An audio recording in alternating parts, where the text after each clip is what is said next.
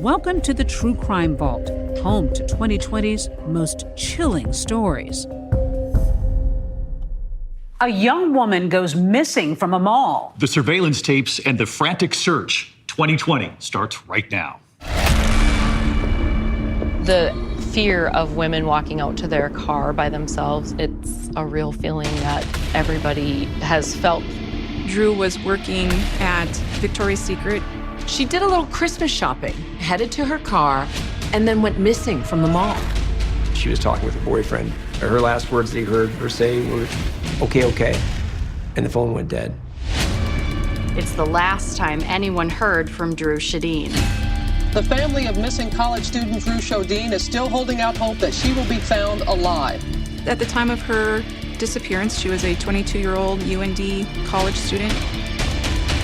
Did you feel safe? I felt safe. We were 17 to 22-year-olds. We were invincible. I found her car and I just sat there. You were holding vigil at her car. I was sitting right there, yeah. Do you believe this morning that she is still alive? Well, we're certainly hoping so, Diane. It's a mystery that would wait 20 years for a resolution. In the parking lot of the mall was found a knife sheath. Whoever lost that sheath may very well be involved in the abduction of that girl. It was just a daunting feeling in the pit of my stomach, knowing that something is desperately wrong. This is such a large area to cover. There were people who she may have had contact with that she wouldn't even recognize as a potential threat. You have a serial predator on your hands. Yep.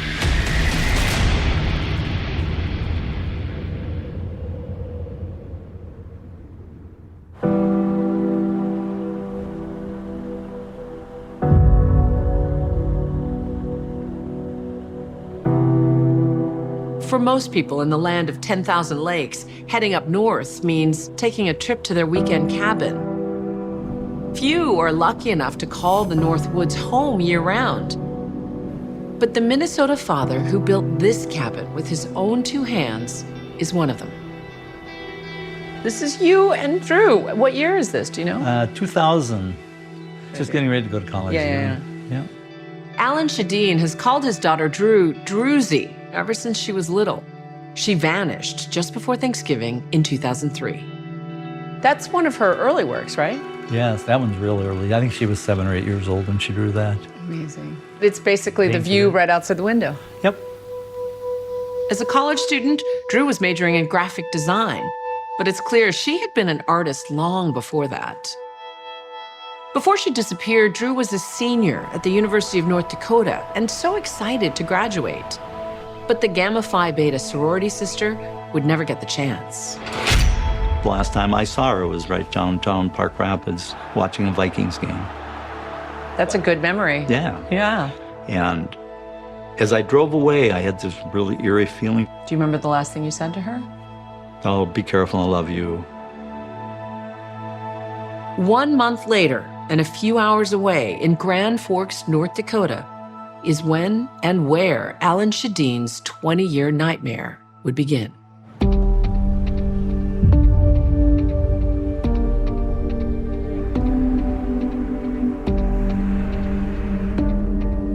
So the Columbia Mall is in the south end of Grand Forks. It's just a shadow of what it was back in 2003. Several of the businesses inside have closed, and Victoria's Secret, where Drew was working, that closed several years ago. In 2003, during the Drew Shadeen investigation, I was assigned to assist. At the time, my partner was Ori Seneschal. Grand Forks was approximately 50,000 people at the time. It's right along the Red River, on the west side of the Red River, putting it into North Dakota. The University of North Dakota was a big part of that town.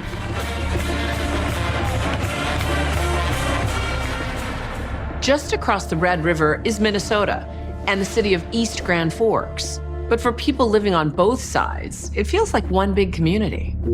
People were nice, and everybody, I think, felt comfortable there, and there wasn't a lot of crime. It's a place where people might think bad things don't happen here. But what happened to Drew Shadeen changed everything. On November 22nd, 2003, Drew was working at Victoria's Secret in Columbia Mall. I believe she was scheduled to get off work at 4 p.m. After work, she went to Marshall Field's, which was also in the mall, so she could purchase a purse. They found video at Marshall Field's. In the video, you can see Drew entering the store, exiting the store. Drew was wearing black pants, a black pea coat, and she had a pink shirt on underneath the coat. She was a 22-year-old UND college student. She was from Pequot Lakes, Minnesota. She was described as one of those people that everybody liked. Bubbly personality, outgoing, very kind, very giving. The purse she bought at Marshall Field's that afternoon was a gift for her mom.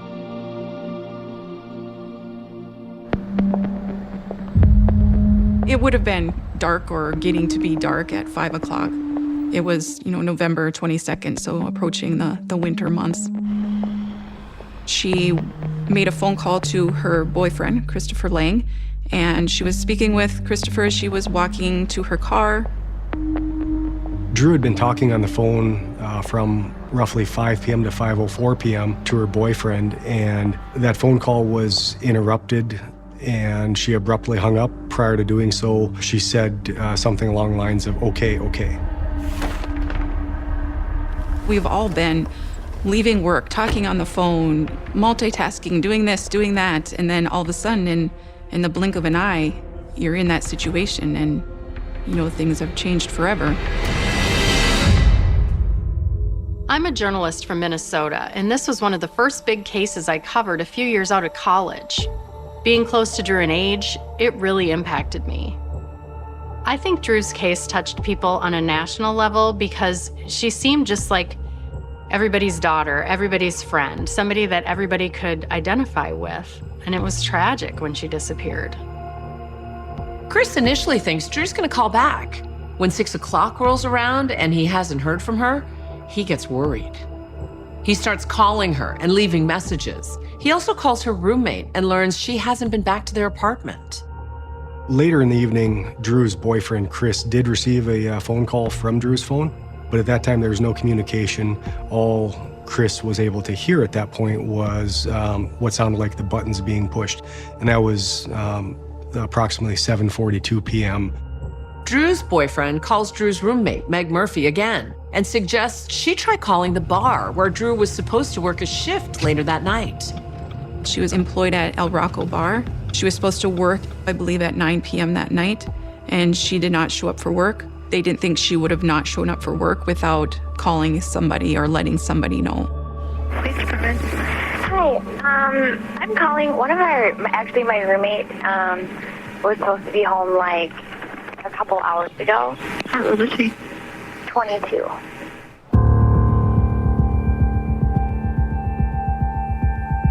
November 22nd, 2003, I'd heard them dispatch one of our other officers to talk to a roommate of a gal that hadn't shown up. I said, well, I'll drive down to the mall and see if I can spot her car. We're in the northeast parking lot of the mall, outside the Penny's building, and Drew's car was parked in this space. Red Olds Cutlass was parked in this parking spot. By 11 o'clock when I got here, the lot was pretty much empty and there wasn't anybody around, so it was easy to find. I went and looked in the car. It looked like a bomb had gone off in the back seat, but then a lot of kids had cars like that, so I did find the bag with the purse that she bought at Marshall Field's. I locked it up.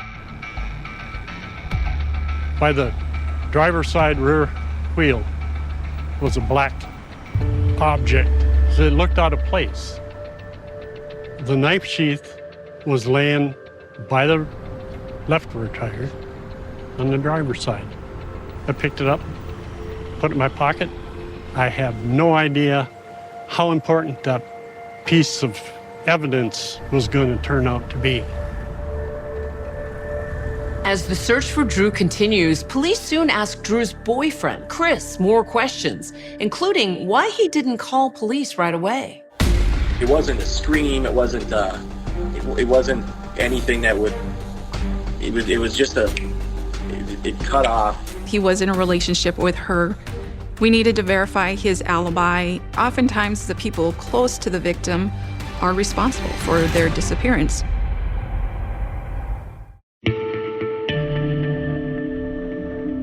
On the night of the disappearance, how did you get word? I got a phone call. They had found her car in the parking lot. Were you alarmed? What was your initial reaction? Oh, I was panicked.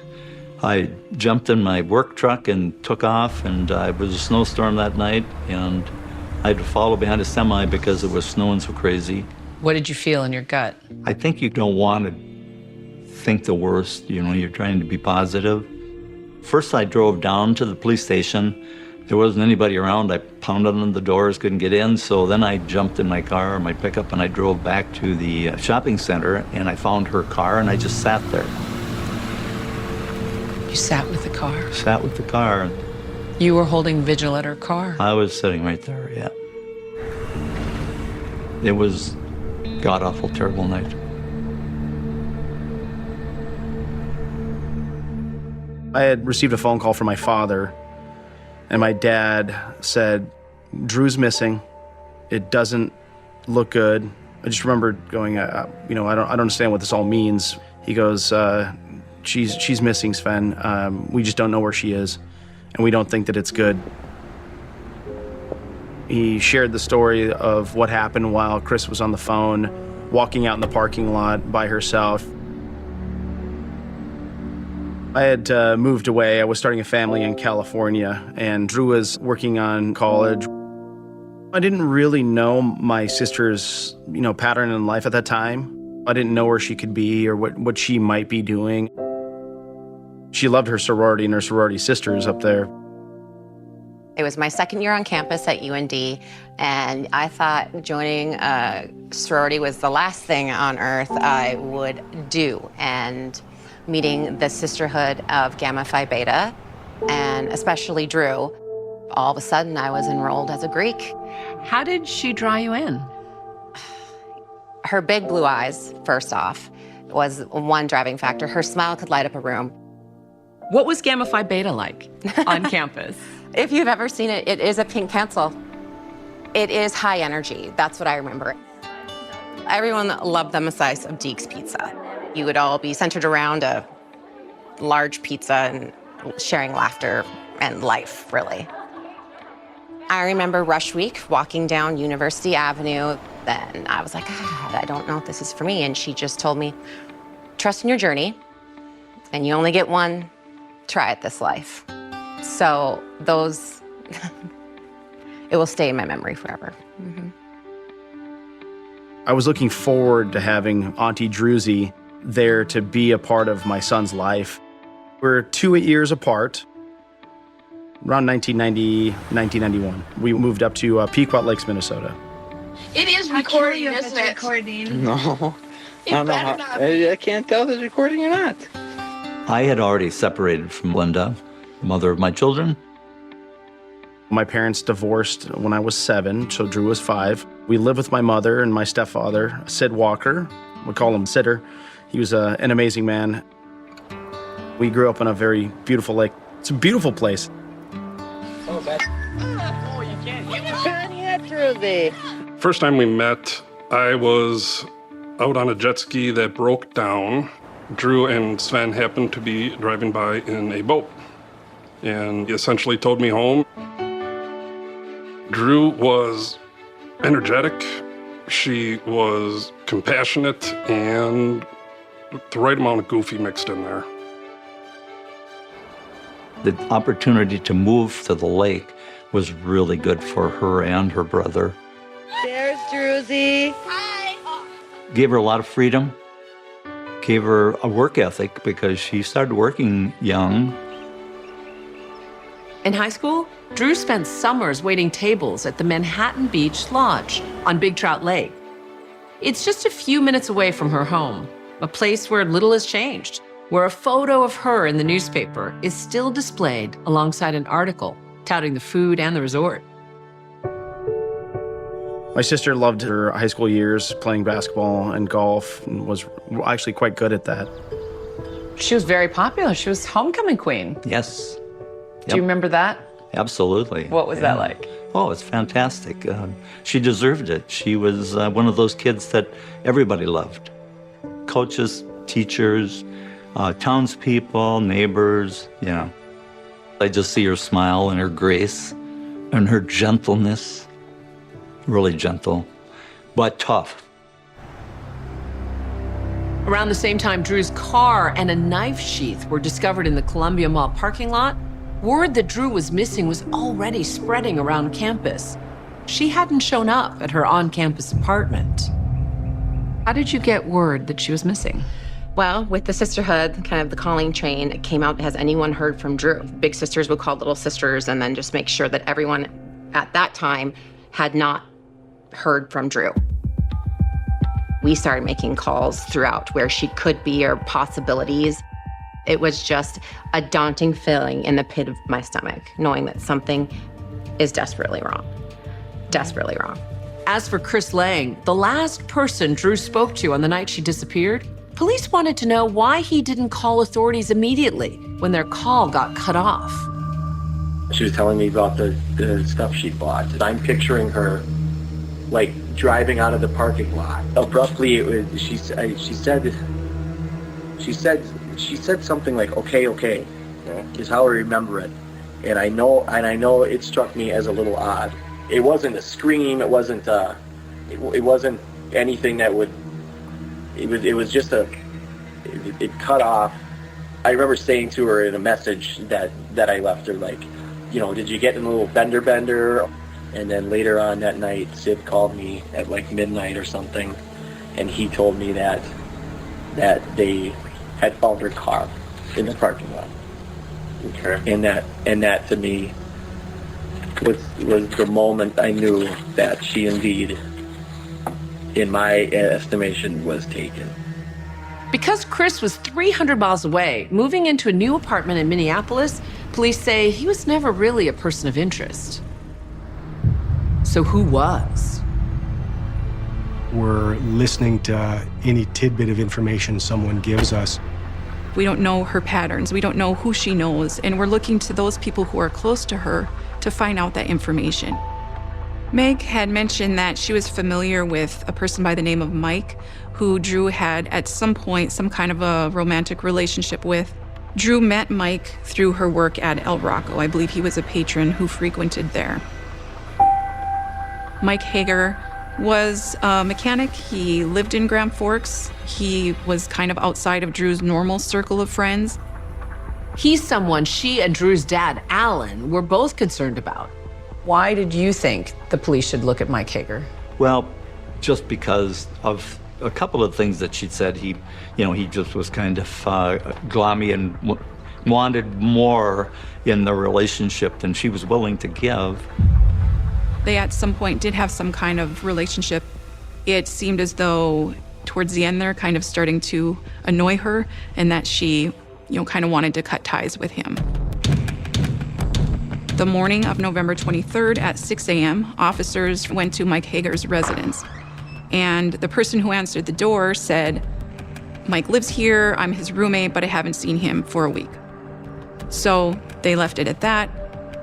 He didn't realize that the person who answered the door actually was Mike Hager. He lied about who he was. This guy has lied to police. Yes. That's not a good sign.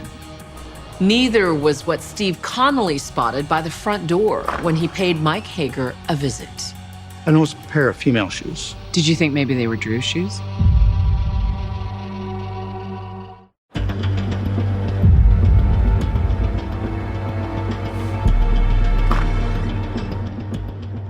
Meg mentioned Mike's name right away when she reported Drew missing. I talked to the roommate, and we might have a possible suspect. I'm trying to get some information on it right now.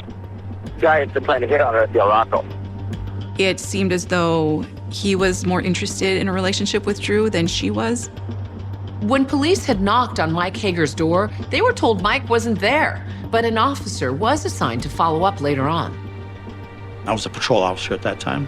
My shift began at 7:30 in the morning, and I was then briefed on the investigation that began overnight. I was advised that Drew had gotten off work at Victoria's Secret, did not make it to her evening job, had been on a phone conversation with her boyfriend at the time, and that appeared to abruptly ended. They weren't able to make contact with her, and that her vehicle had been found at Columbia Mall. I was tasked with trying to make contact with Mike Hager, that reportedly had dated Drew, and my understanding was maybe had not wanted the dating to end. And so you knock on the door. Yes. What happens? The door is answered by a gentleman that I personally know to be Michael Hager. And where did you know him from before? We used to work in a restaurant in the Columbia Mall years prior. He was a cook and I was a manager. When he opened the door, how was he dressed? Just in a pair of sweatpants. Shirtless? Yes. He was open, cordial, smile. He was very nice to me. I said, I understand that the officer had stopped by earlier. And he said, well, I talked to the officer. And I said, well, my understanding was you weren't here. This guy has lied to police. Yes. Does that raise alarm bells? It did, absolutely. I asked him about his whereabouts since the day before on Saturday. He provided me information as to him and a friend had come back to his apartment at 5. Numerous other people came over throughout the night. There was some heavy drinking. Yes. And what did you notice by the door that made you think twice? I noticed a pair of female shoes. Did you think maybe they were Drew's shoes? There was a possibility. I said, is there a female in the house? He said, yes. And then a short time later, a female came from the bedroom out into the living room. Officer Connolly quickly realized it wasn't Drew Shadeen. There were several people on scene that could attest to his whereabouts. When I told him about Drew and she was missing, he understood the seriousness of it and he was very cooperative. But you're still not letting him off the hook. At that point, it's still an active investigation. Connolly realizes that Mike Hager has a misdemeanor arrest warrant for failure to pay some fines and decides to bring him in for further questioning. They were able to talk to him. He lied about who he was because he was upset that officers were at his house at 6 in the morning and like they were going to come raid the place. And so that's why he said he lied. He was eliminated. Thanksgiving is approaching and police are facing a monumental task. Outside Grand Forks' city limits, it's nothing but farm fields as far as the eye can see. Drew could be anywhere. When Drew was reported missing, all of these fields were bare. And the ground was frozen at the time.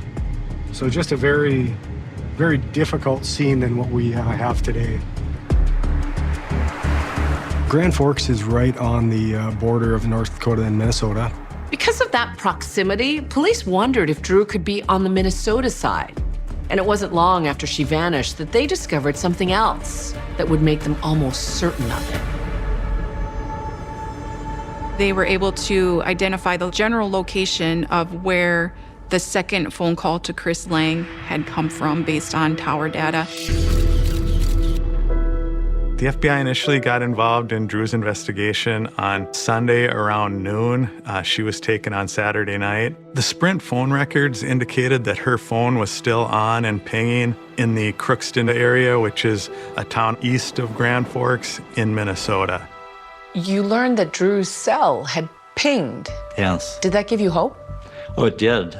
It gave us hope that we could at least get to a point where, we might find some evidence or get an understanding what, potentially where she could be. A search of Drew's apartment turned up no clues to her whereabouts.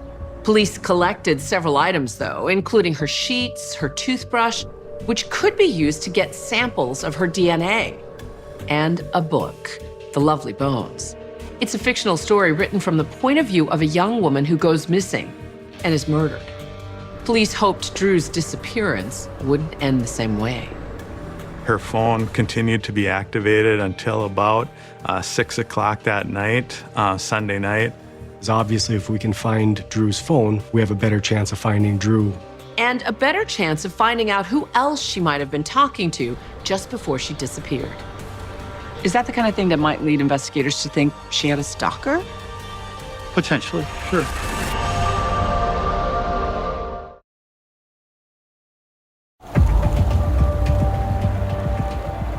Winter weather started coming in and it started to snow a little bit. We were really trying aggressively to search and try to locate where her phone might be in hopes of finding Drew. This early in the investigation, there's always in the back of your mind the potential that she's a college student who just hasn't been seen yet and will show up. We were able to get a great video that showed what Drew was wearing, and we could see that she was bringing the cell phone to her ear right at 5 o'clock as she walked out of Marshall Fields. The video footage of her in Marshall Fields really drew no red flags or concern. There was no indication of anyone following her or her being nervous or upset in any way. Police knew how serious this was from the very start. The hang-ups on the phone, the knife sheath found in the parking lot by her car, neither were a good sign. The young deputy, he informed me that they had found a sheath from a knife, and so not certain that he was supposed to tell me that, but he did. That must have sent a chill down your spine. Yeah. Yes. I can't imagine the kind of adrenaline you were running on. Yeah. What did that feel like? My work life always was high anxiety. We're going to put our shoulders back and we're going to be brave. I previously served twice, actually, as the United States Attorney for North Dakota. I was getting hourly reports, it seemed, because I think we all had a sense that this could have very easily been a crime that would be implicated for federal investigation and prosecution. The Federal Kidnapping Act states that if a victim is kidnapped and taken across state lines, the crime falls under federal, not state jurisdiction. It also allows for harsher sentences, including the death penalty, if that kidnapping results in murder. There were federal and state and local authorities involved on both sides of the state line with Minnesota, and there was a almost immediate urgency about the matter. It's almost impossible to avoid working together with state and federal agents from both states when you are located like Grand Forks and Minnesota are. We knew she wasn't with her vehicle. We didn't know what her status was, why her phone was active where it was. We didn't have any luck finding her phone initially, and obviously we didn't find Drew initially either. Back in Grand Forks, Officer Conley is also back to square one. You were tasked to go to the mall. Yes. When I got there, it was a Sunday early morning, so they would have barely opened. I just went to Victoria's Secret and JCPenney's. I was the store director at Victoria's Secret, and that is how I first met Drew. It was a great atmosphere, fun, and everybody made it a great place to work. Drew was a sales associate. She was such a bright light. She was so awesome. She was such a happy, smiley, incredible lady.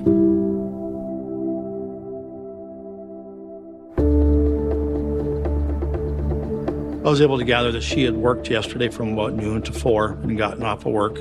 Told one of the employees that she was going to go pick up something. She had also indicated to an employee that since she did not have to work at her other job till 9, she was going to go home after work. It was right before Thanksgiving, and we always called it Pink Friday. So it was very busy. Drew worked a day shift, and she got done around 4. 5 p.m., when we know Drew left the mall, was still early in the day during the busy holiday shopping season. Starting to become winter, so it gets darker a little bit earlier. The fear of women walking out to their car by themselves, it's a real feeling that everybody has felt, not once, twice, but many times. Any lingerie store could occasionally attract a few creepy people, and the manager says the store took employees' safety seriously. Our security officers that would walk them all were wonderful, and they would always say, let us know, give us a call if you're feeling like you have a weird vibe from people. So we took advantage of that, but it didn't happen very often. They were questioning some of the managers. Was anybody, bothering her or anything like that? And in fact, investigators learned there was someone who'd been calling the store asking for Drew. There was somebody who kept calling for her with a foreign accent, was the only way it was described. There had been a male and a female that repeatedly called the store asking for Drew, to the point where they were told, you can no longer call here. And they responded with, well, that's okay, we have her home phone number.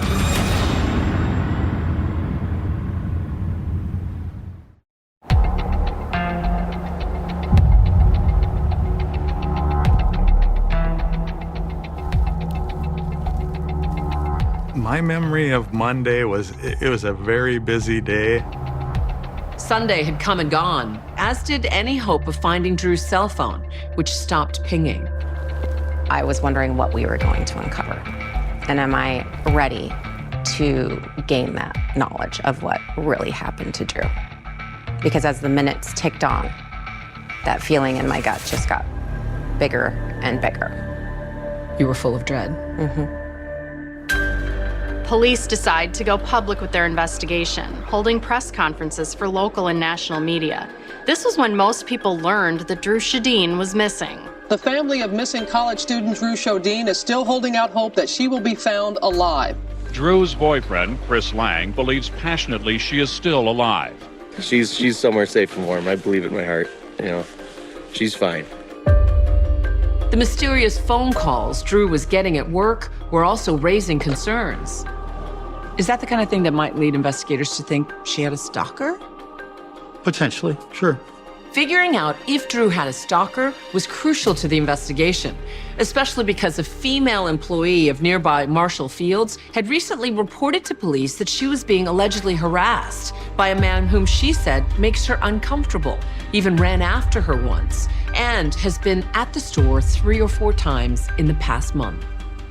Police reports show he was ordered to stay out of Marshall Fields, but not out of Columbia Mall, where Drew was when she vanished. His name was Ed Labine. He was continuing to visit a sales clerk at Marshall Fields and paying a lot of attention to this person. It was unwanted attention. At one point, he'd even been warned that, returning to that store could cause him to be arrested. One of the first things they found out when they tracked him down was he was near the mall the day Drew disappeared. He'd been in Grand Forks shopping and provided a list of places. They asked for his receipts. He said he'd been home by 5 o'clock, but they needed to be sure. That's because 5:04 p.m. was when the call Drew was on with her boyfriend, Chris Lang, was cut off, and she vanished. Grand Forks police know they need more help looking for the phone and for Drew. And that's when yet another law enforcement agency gets involved. In 2003, I was employed as a special agent with the Minnesota Bureau of Criminal Apprehension. This is in the early days of cell phone technology and triangulating off of cell phone towers, or directional usage from cell phone towers was really just getting started. Winter had come, so we went from great search conditions to look for someone and look for evidence to some of the worst conditions that you could think of coming across the tundra. In the air and on all-terrain vehicles, the volunteers came from everywhere, Canada to Kansas. Drew is from an area where I had a second home. I knew Drew, I knew many of her friends. I knew I had to try and do something, try and help somehow. 20 years later, I still can't describe that experience. It's something that I never thought I would go through, and something I certainly don't want to go through again. They went through and asked about her relationships, if there was anyone that we would suspect or think, or anything that she had done in the past week that was out of the ordinary, and if there was any other places that we think she would be. Did Drew have any enemies? Not that I knew of. It's no secret that in disappearances like this one, sometimes police look at the partner first. But they'd already ruled out Chris Lang because he was proven to be 300 miles away in Minneapolis when Drew went missing. As for the guy Drew dated for 2.5 years before Chris Lang, authorities felt he raised more suspicion. Drew and Meg shared an apartment that was on campus. While we were working with Meg, she did mention one of Drew's ex-boyfriends, Adam Schultz. He was mentioned early on as being a possible suspect in Drew's disappearance. Adam Schultz was also a UND student. He was an aerospace student.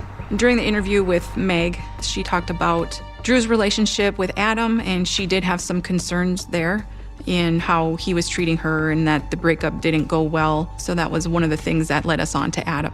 Meg told police that when Drew and Adam Schultz were both interning in Aspen, Colorado, he allegedly caught her cheating on him.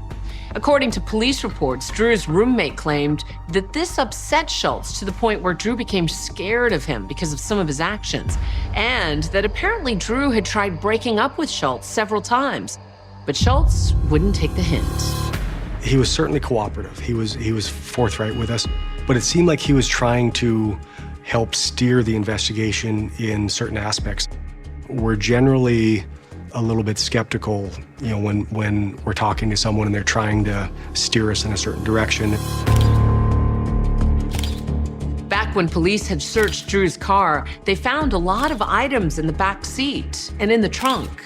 It's the trunk where police found a card they seized with the name Adam on it, saying, "Drew, I just wanted to write and tell you that I've had a great time spending time with you this past week. I hope it continues. I look forward to seeing you this weekend. Love, Adam." But because there was no date, there was no way to tell when it was from. And if it was from the weekend Drew vanished. He was somebody that made some of Drew's friends uncomfortable. They thought that he maybe wasn't very nice to her. Police reports don't include any details Adam provided authorities regarding the claims people made about his relationship and breakup with Drew. We reached out to Adam Schultz, but he declined to be interviewed. She would never do anything to anyone. In a news clip recorded by the station I worked for at the time, Adam appears genuinely concerned when speaking about Drew, but police had concerns of their own. Never asked for trouble and never goes looking for it, so I don't understand how this situation could happen. We asked him, what his activities were, and he had talked about getting gas in his vehicle, and also that he had flights. He was a flight student, and that he was out flying and that sort of thing. The flight information, that was pretty easy to verify. Him getting gas that day was not easy to establish. He thought he got gas and that he would have a gas receipt to prove that he was getting gas around that time. So he was able to find the receipt, and then it turned out that the receipt was from 2 days prior. As detectives were working the leads on Adam, dozens of people at all levels of law enforcement were working 24/7 to figure out what happened to Drew. Our searchers were finding pretty much anything that could potentially be evidence. We had cigarette packs and multiple clothing items, bras and underwear, and just really anything that anyone thought potentially could be involved. None of it would end up being connected to Drew, but what they found under a bridge in Crookston that Tuesday was. We were able to establish that with certainty that was Drew Shadeen's shoe. It wouldn't be long before police had more than one person on their radar. You have a serial sexual predator on your hands. Yep. And a piece of video turns up that police say shows that Drew may not have been her kidnapper's first target. He did appear to be watching women as they were exiting the store. So his violence is escalating. Yes.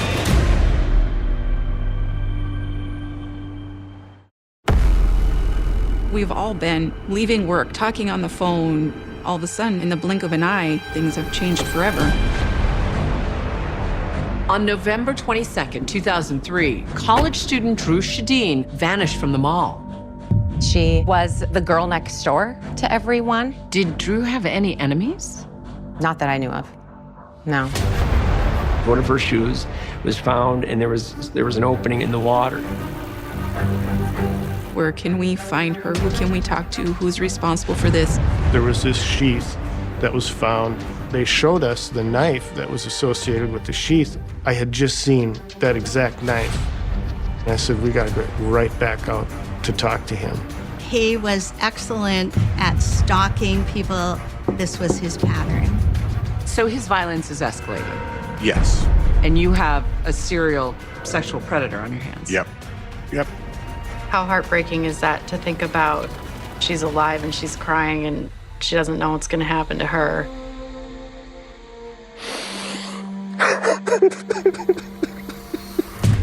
Now it gets to be a lot uglier, you know. There has to be a good outcome to this.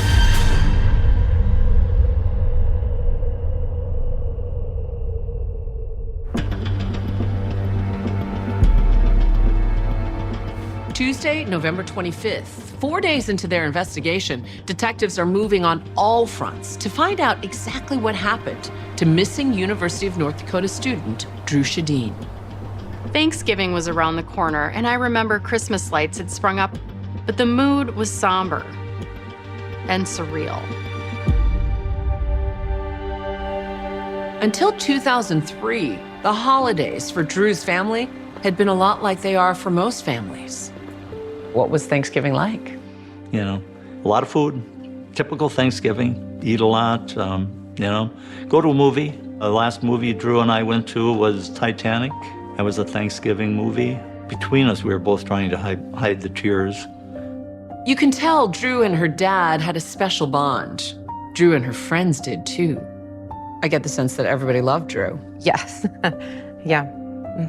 And so I wonder, you said you felt safe. Mm-hmm. Did that change? That was ripped away from us. Absolutely. Police were working day and night to piece together leads in the case. There's the knife sheath from the parking lot. Questions about various people she may have come in contact with. The possibility she had a stalker at her Victoria's Secret job. Now, one of her 9 West shoes found near a highway bridge in Crookston, the last place her cell phone was pinging. From the Columbia Mall to the area where the shoe was located is approximately 25 miles. It was Drew's roommate, Meg, who identified the shoe. She said, 100%, I know this is Drew's shoe.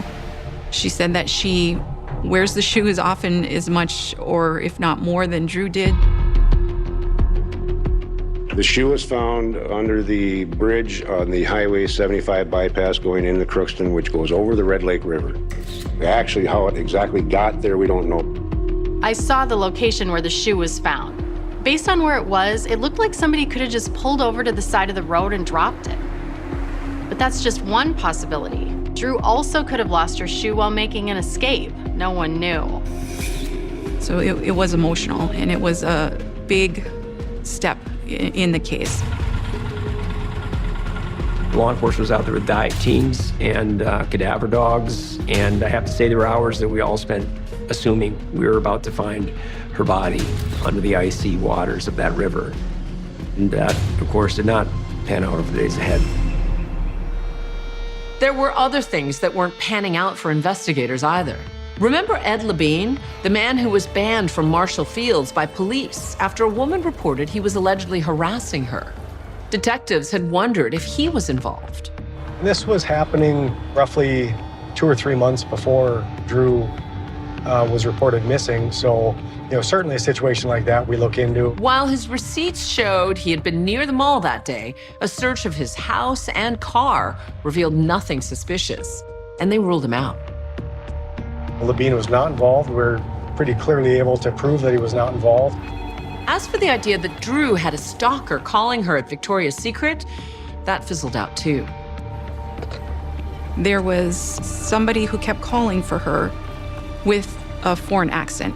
It was determined that it was debt collectors that were probably calling regarding an outstanding cell phone bill. Even though those leads didn't pan out, Drew's family and the entire community believed the right lead was right around the corner. Pink was one of her favorite colors. One thing how our community could keep Drew alive is those pink buttons, and everyone was wearing them. Our sorority house was a hub for if you wanted to pick a button or if you wanted to grab a ribbon. We felt like if anyone saw pink, it would spark some type of thought or hopefully some type of clue into Drew and where she was.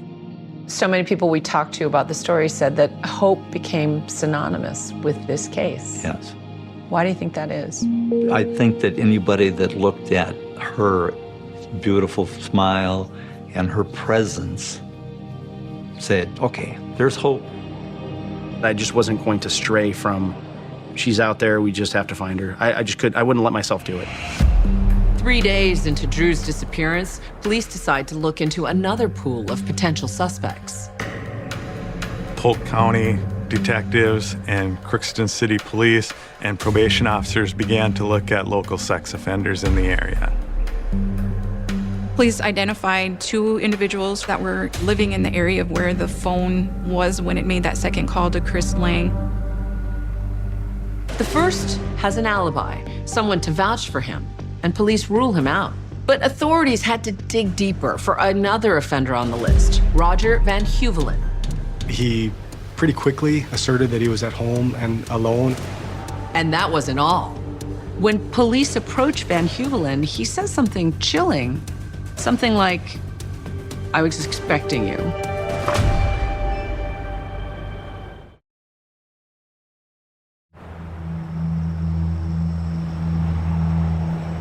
Investigators started looking at sex offenders. Early on, they interviewed one named Roger Van Huvelen. He said he had no personal knowledge of Drew's abduction. All he knew was what he'd heard about when he was at church, but investigators weren't so quick to write him off. He says something chilling, something like, I was expecting you. I wouldn't be surprised at that because everybody on the registry knows that when something like this happens, if he had heard about an abduction, he's gonna think, oh, they're gonna come and start questioning me. When you're an investigator and you know, you're trying to sort through information, that is something that would stand out as, you know, being unusual for sure.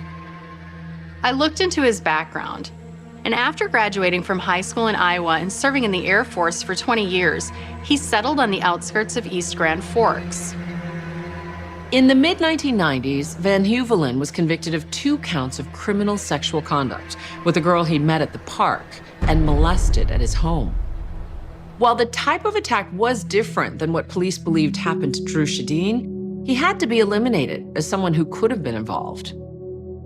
You know, it's just as important to prove someone did not commit a crime as it is to prove who did commit the crime, and we made sure that all leads, you know, were followed to that natural end. That would take time, and there were still other leads to keep chasing, too. Another lead police say still couldn't be resolved was whether Drew's ex-boyfriend, Adam Schultz, may have been involved. They say he couldn't prove that he was getting gas at the time he says he was. We weren't able to corroborate his story with anybody else. However, he had consented to searching his house. That search wouldn't take place until Friday the 28th, the day after Thanksgiving, and police had gotten a tip about yet another sex offender they should check, a man by the name of Alfonso Rodriguez, a man who a tip caller said he saw shopping in Grand Forks the day Drew vanished.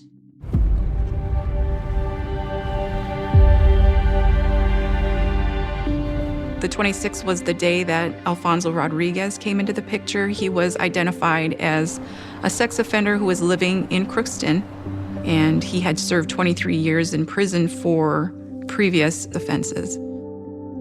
As part of this 2020 report, I interviewed Special Agent Dan Alquist with the Minnesota Bureau of Criminal Apprehension.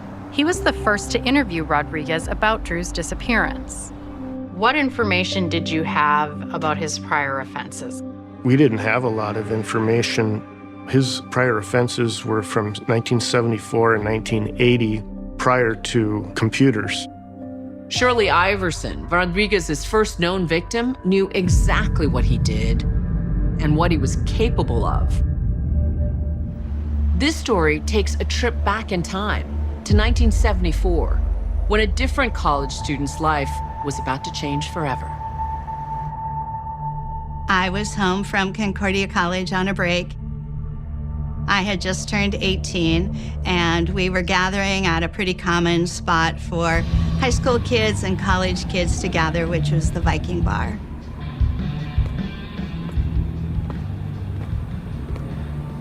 I went to my car to drive home. As I got to my car, there was a rap on the window, and it was a man asking for a ride home. It was someone whose brother was a classmate, and this was his older brother, Alfonso.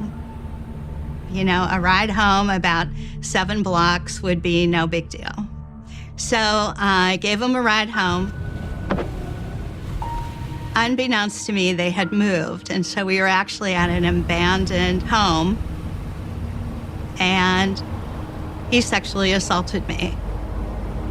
The terror is just profound as you're being strangled in the car, because obviously I was saying no, being held against your will, and then to be, you know, sexually assaulted combines the two worst fears that you have. I drive home, and to this day, one of the hardest things was climbing that flight of stairs to awaken my mother and to tell her what happened. 2 days after Shirley's assault, Alfonso Rodriguez is charged with 4 sex offenses related to the attack. He was released on his own recognizance. They did not see him as a flight risk, and so he was allowed to go home. Before he could appear in court on the charges in Shirley's case, he attacked again. A month later, I find out that a classmate had been raped. She had been kidnapped as she came out of our local theater. Alfonso abducted her and took her out to a rural road and raped her. In the second case, Rodriguez is charged with 3 felonies: rape, kidnapping, and assault with a deadly weapon, a 6-inch kitchen knife he'd used to threaten his victim. On New Year's Eve of 1974, he pleads guilty to the rape charge and gets a sentence of up to 15 years, which is stayed, meaning he won't serve prison time unless he violates terms set by the judge. That same day, he also pleads guilty to one of the charges in Shirley's case, attempted aggravated rape, and the judge sends him to a Minnesota security hospital for sex offender treatment. But his time there appears to do little to curb his violent tendencies. In the spring of 1980, one of our school teachers had decided to go for a walk. Alfonso Rodriguez was on a leave to visit his family from the state hospital. He pulls over, he asks for some directions. He was armed with a knife, and he attempted to get her into the car. She fought him off, and he stabbed her in the arm and in the abdomen, and she was able to get away. So his violence is escalating. Yes. And you have a serial sexual predator on your hands. Yep.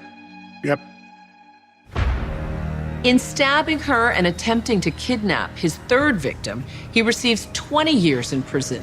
He's also violated his probation with his new felony conviction, triggering the original prison sentence of up to 15 years. So how much total prison time did he serve for these attacks? 23 years. He got out May 1st of 2003. Rodriguez has served his full sentence, and when he was released, he wasn't on probation. He was a free man.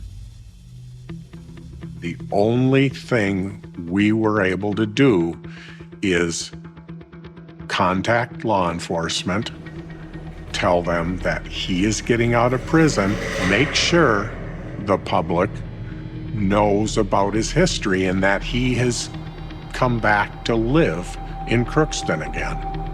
What happened in the fall of 2003 is that Drew Shadeen is abducted in Grand Forks, North Dakota. And immediately the little hairs on the back of my neck stand up. For people not familiar with Minnesota, Crookston and Grand Forks, where Drew disappeared, are close together. It's just a 30-minute drive. I did call. I did talk about where he lived. I was pretty clear this would fit his MO. A lot would hinge on whether Alfonso Rodriguez had an alibi. No, I wasn't at the mall when he was throwing some dirt.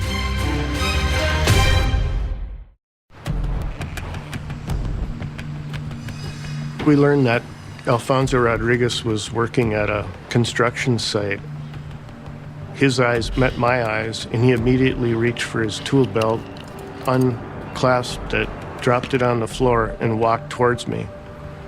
I asked him if he would be willing to come out to our car and visit for a while, and he said he would.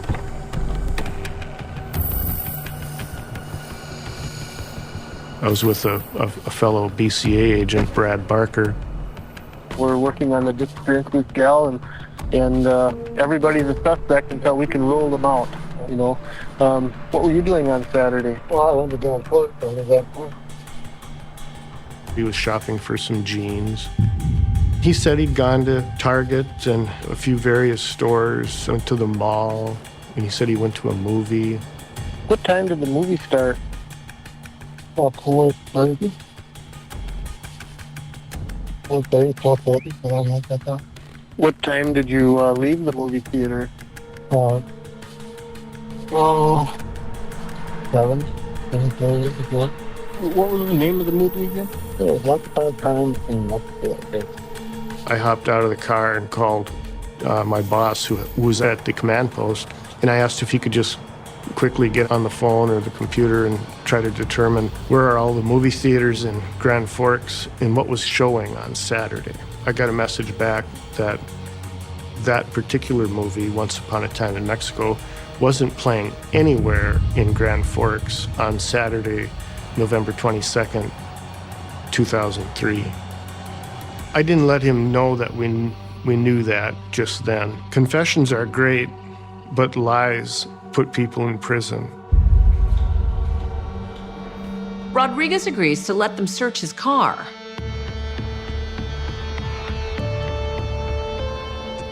And the first thing that struck me is the car appeared to be kind of immaculate. And the trunk was kind of the same. There was a fishing rod and a pair of rubber gloves. And there was a folding lock blade knife. These are ubiquitous in, northern Minnesota. I mean, everybody's got one.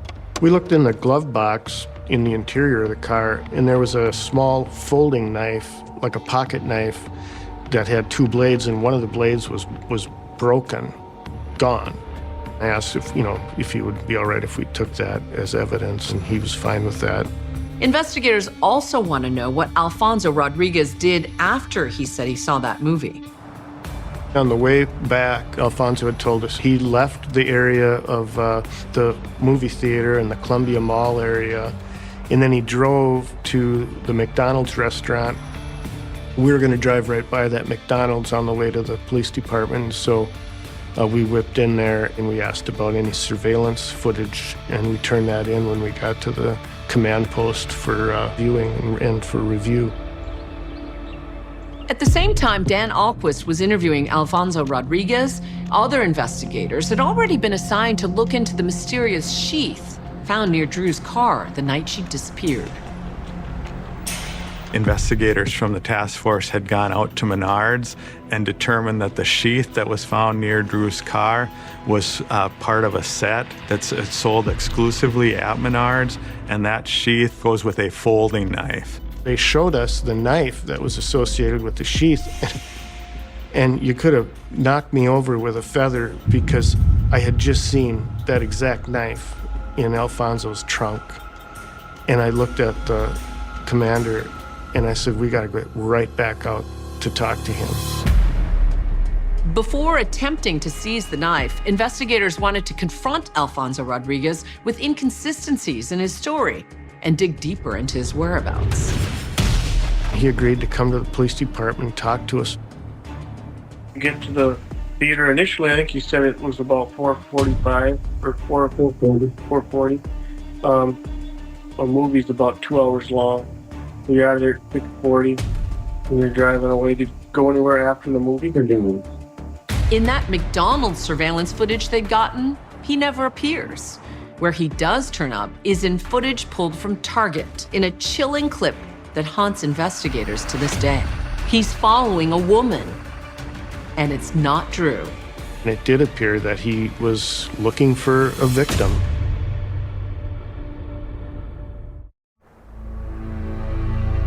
While much of Drew Shadeen's investigation was focused on Alfonso Rodriguez, who lived in Crookston, police in Grand Forks were still in charge because that's the city where Drew vanished from the mall and where Target surveillance footage surfaced, placing Rodriguez in the area just an hour before Drew's disappearance.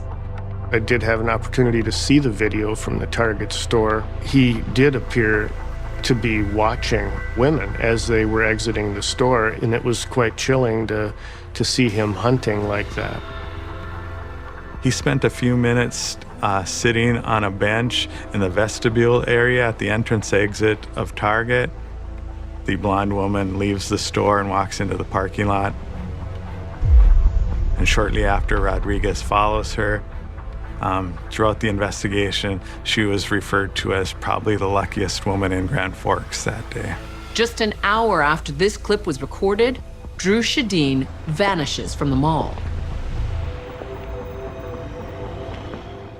A number of years ago, they convicted you of assault and crime, stabbing and whatnot. Now, a girl is abducted and taken from the store there, or from the mall property, and you're right in that area. Tell us that you went to the movie theater, but that doesn't really pan out. We're having trouble finding you on the McDonald's videotape. If you were me, put yourself in my shoes, what would you think? Me suspicious. I wasn't at the mall when this girl was abducted. I said, well, I'll tell you what, Alfonso, all we really want is that knife in the trunk. Would you at least let us look at that knife? And he said, oh, yeah, no problem. And I'll let you look at the knife. And so we went out there, opened the trunk, got the knife, and it was the exact same knife as I had just seen. I was suspicious that it was, but now I'm looking at it, and it looks just like the same knife that was at the command post. As search warrants for Rodriguez's house and car are drafted to be served early Thanksgiving morning, the search for Drew continues. What is the reality of each morning like, Sven? Just that the next day to count down to having her back with us. This is something you can't control. I can control most of my world. I can control myself in my world, but I couldn't control this.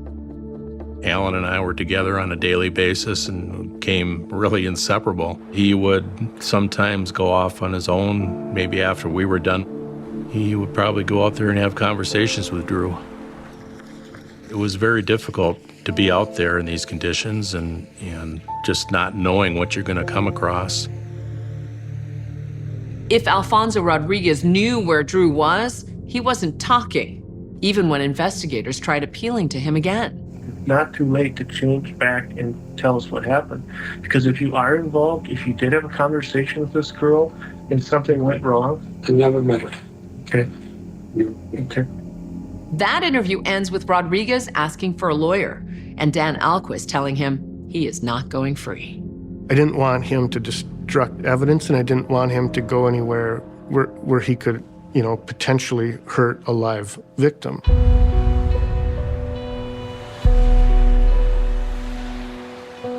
In less than a week, she has gone from a complete stranger to a member of countless families. We all now know Drew Shadeen, where she goes to school, her sorority, where she works, what kind of car she drives, and how police believe she was abducted. This Thanksgiving, Alan had a message for all the searchers who had set their plans aside to search for his daughter. We need everyone to go and look and check your buildings, and if you've seen anything, come forward. There would be no holiday for investigators who spent Thanksgiving Day serving a search warrant at Alfonso Rodriguez's house. He had a corner of the downstairs he kept very neat. It kind of looked like someone who had been in prison for over 20 years. It looked like he had recreated that within the home. There was nothing initially that really struck us as a deep connection to Drew's disappearance. There were some items that were seized, a pair of jeans that he said he was wearing, but there was nothing that really stood out like, oh, this is a smoking gun sort of a thing. Police had spent days searching for any sign of Drew. They even purchased clothing similar to hers and showed it to investigators at the daily briefings so they could be on the lookout. They showed it to the media too, and I remember it vividly. Pink shirt, black pants, black shoes, black peacoat. Imagine their surprise when a black peacoat and other items turn up in a different search at someone else's house, the home of Drew's ex-boyfriend, Adam Schultz.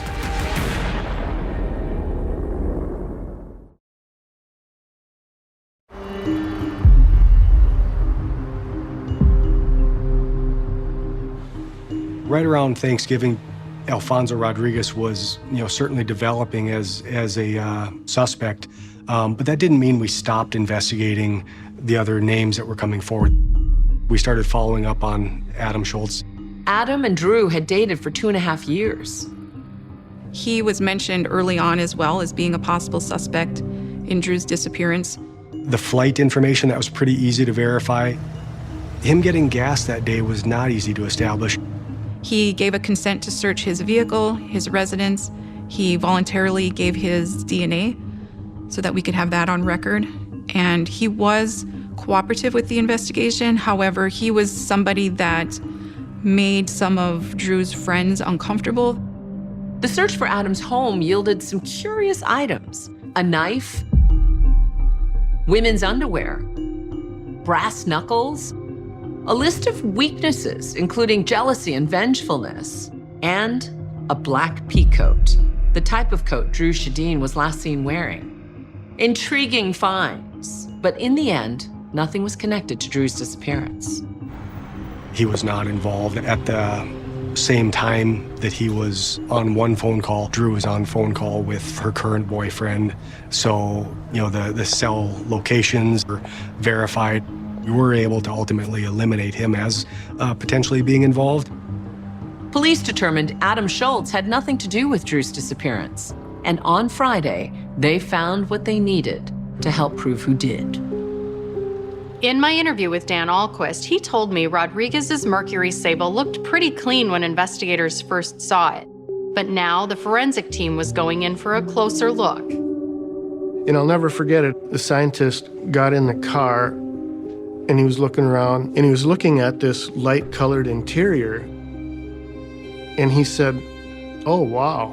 He'd pointed with his finger at a tiny little speck. And once you saw that one tiny little speck, then it was a whole bunch of tiny little specks. Then we looked at the right rear passenger's window, and there's some of these tiny little specks on the glass. The blood that was present in those tiny little specks was found to be Drew Shadeen's blood. For investigators, this is the smoking gun they've been waiting for. Rodriguez becomes the focus of the investigation, and Van Huvelen and the other people they'd questioned in the early days of the case are ruled out. I believe that she may have been hit in the face or something that caused bleeding, and I think she was probably crying very hard. How heartbreaking is that to think about?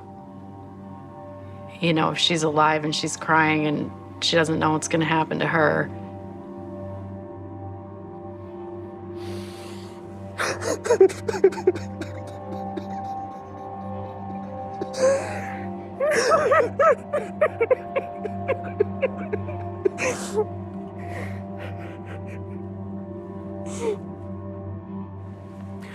I'm sorry about that. Even asking the questions is always, it's tough. I've got a good answer for that. I just want to try to get it out. Sure. It's absolutely tragic. All I can hope is that It didn't last very long. Alfonso Rodriguez Jr. appeared stoic, his head down as the charges against him were read aloud in court.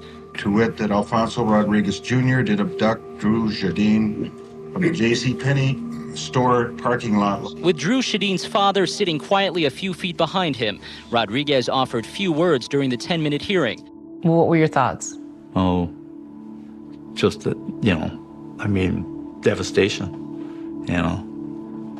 his history was such that, every attack was getting more brutal, and, where does it go from there, right? Rodriguez was charged with kidnapping at the state level, though the case would later become federal if they could prove Drew was taken over state lines. All I care about is that that's going to lead us to where she is. And right now we've got you, and we've got a good person sitting in this bed. A good person that I know can do good. I know can step forward and do the very thing. But I don't know where.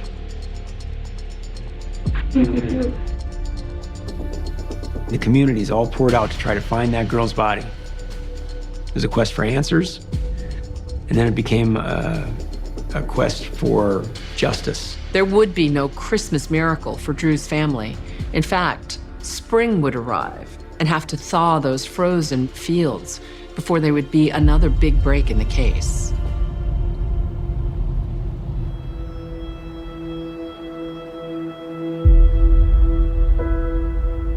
In April 2004, on the 17th, there was a retired sheriff's deputy that was out searching. I was in California, and my partner Ori had called, and I still remember her words, "Bill, they found Drew."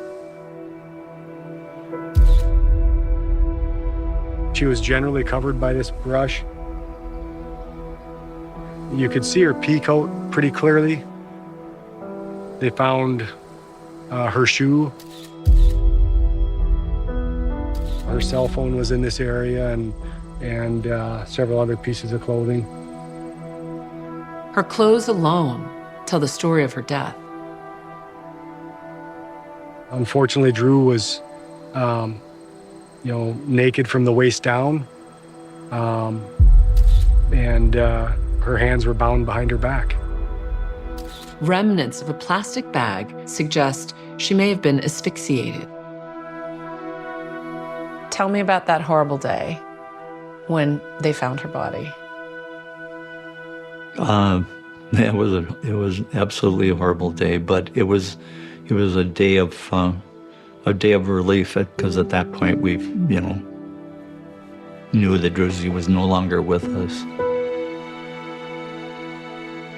I unknowingly parked there a number of times down on the bottom end of that ravine. But it was all covered with snow. Yeah.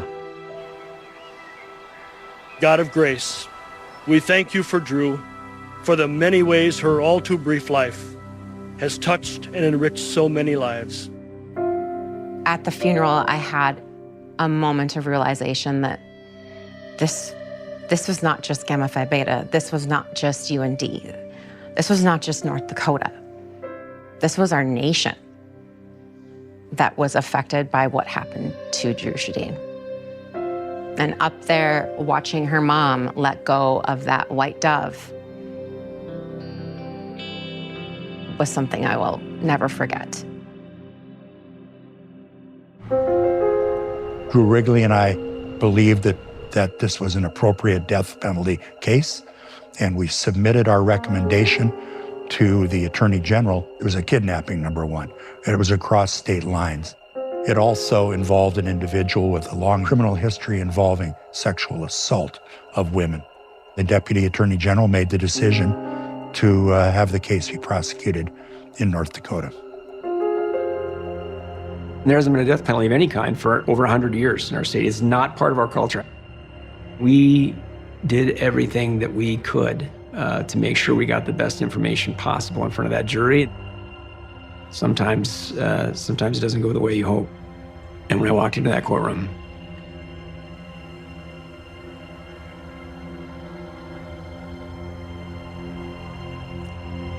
I knew. In North Dakota, a guilty verdict for the man charged with the killing of college student Drew Shadeen. There are some stories that just stick with you. I remember reading the story for GMA in August of 2006. On the day, a jury found Alfonso Rodriguez guilty of kidnapping and killing Drew Shadeen. A month later, they came back with their death penalty verdict.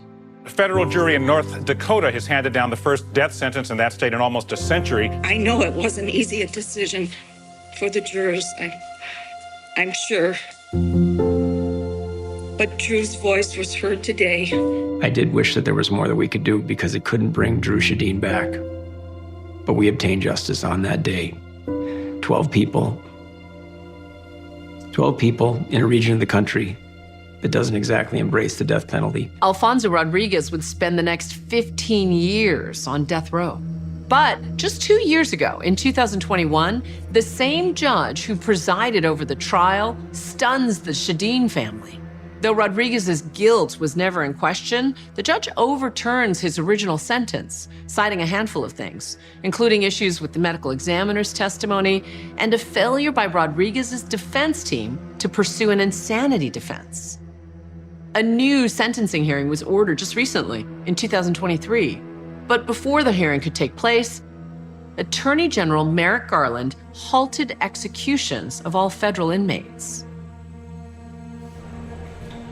Right now, he's serving life in prison without the possibility of parole, and that's because the Department of Justice withdrew its motion for the death penalty. While I understand there could be some, maybe many, who will say, that still sounds like justice. That still sounds pretty good. I'll leave public life when I start determining something that I don't believe to be justice is pretty good. I'm strongly opposed and disappointed that they would do something like that. Open up the wounds, and that, my mother, my father, myself went through this. Because the ones that suffer in death are the living, not the dead. They're gone.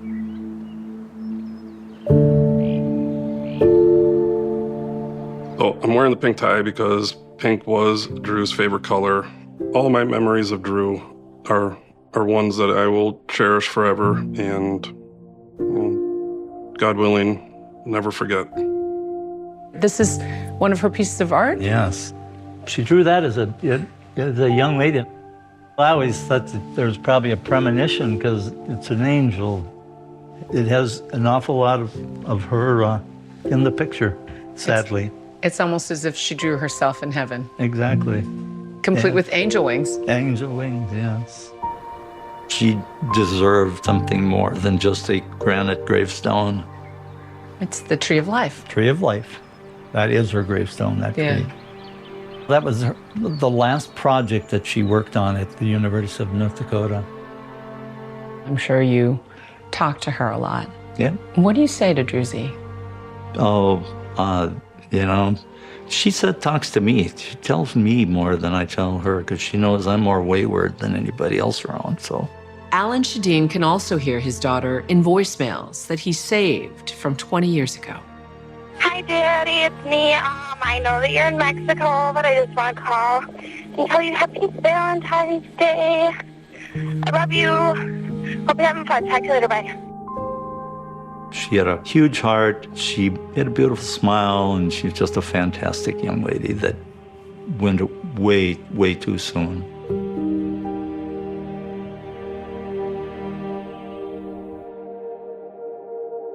One way she will always be remembered is by the creation of what's being called now Drew's Law, which is legislation that's created a more interconnected national database. The public can use it to track level 3 sex offenders, which we know is so vital.